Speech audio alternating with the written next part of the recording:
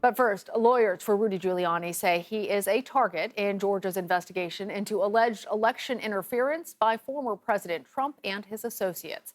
After losing the 2020 election, Trump called Georgia Secretary of State Brad Raffensperger, urging him to find the votes needed for him to win.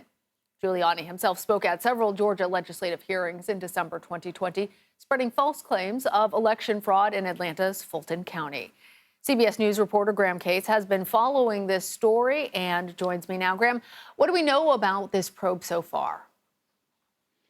Well, this has been a really fast-moving investigation. Since just late May, dozens of people have been subpoenaed and appeared before this special grand jury.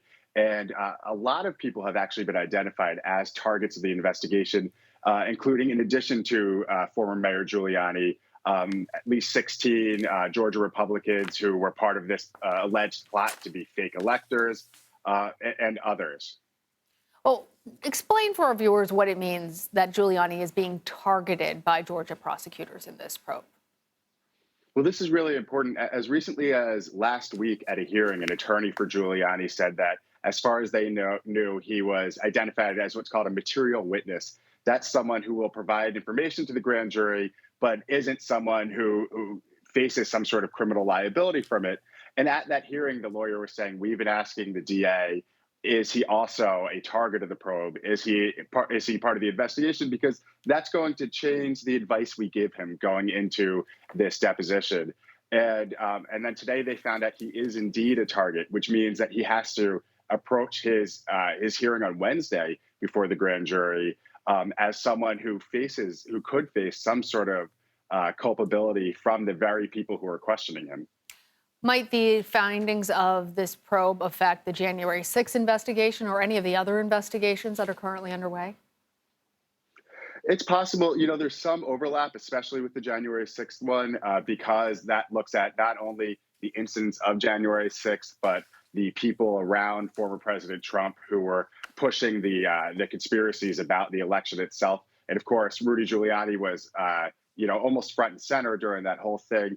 And they've kind of indicated in the past that they're feeding off of each other. But they're not only are they separate, but there's also this kind of big difference, which is at the end of this special grand jury, the district attorney is going to make a decision herself about whether to charge, whereas January 6th committee hasn't been as clear what they're going to recommend at the end, if they're going to turn this over to the Justice Department or what we're going to get out of these hearings with January 6th committee. Well, the Georgia prosecutors are, of course, also looking to speak with South Carolina Senator Lindsey Graham. And that has been already something that's been litigated. A federal judge rejected his efforts to avoid appearing before the special grand jury. Tell us more about what investigators are hoping to learn from him. Right. This morning, Lindsey Graham was actually ordered by that federal judge to appear on August 23rd before the special grand jury. And he almost immediately said, I'm going to appeal this and take this as far as I can go.